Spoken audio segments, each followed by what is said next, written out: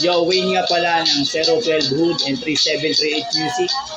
Magsasample lang tayo ngayon ng isang sad rap song para sa isang tao na nagmahal at niloko lang siya ng kanyang minamahal kasi nga nasa malayo.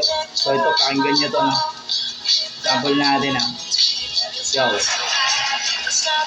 Halos isang taon muna pala ako na niloloko. Hindi ko lang napansin kasi wala namang nagbago o sadyang bulag ako sa tamis ng salita. Pag magkausap pa tayo ay hindi ko halata. Grabe yung ating lambingan ng saya ng mga usapan. Hindi ko napapansin at hindi ko rin namalayan na meron ka palang iba at kayo ay nagsasama. Kala ko nag-abroad ka lang para iyong matamasa ang ginhawa ng iyong buhay para sa mga anak.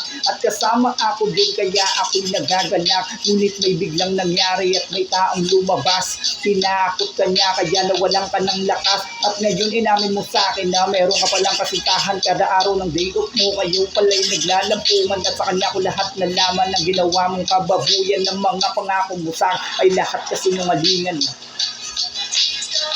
Yan ang sakit yung nangyari sa pagmamahalan ng ganitong mga tao, no? Pero kahit kung gano'n yan, laban lang tayo sa mga pagsubok natin. Pakinggan nyo sa end verse natin.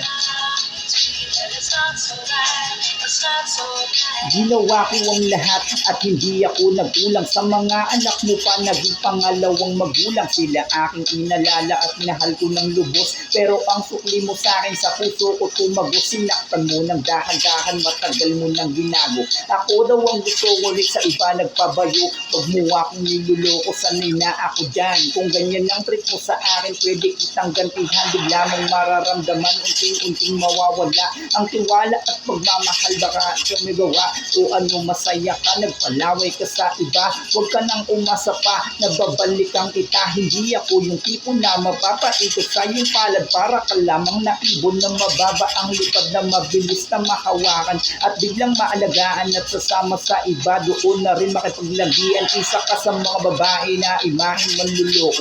Kaya yung kagaya mo hindi siniseryoso, nagmahal ka ng dalawa, pinagamit ang katawan para makakuha lang ng pera. Ganun na ang paraan, aba ang tindi mo na dyan, ikaw ay pagtatawanan.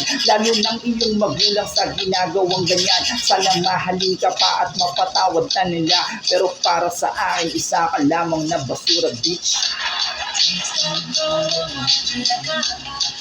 Yo, winasakit yung ginawa ng isang babae sa kanyang asawa na nag-aantay habang pauwi siya.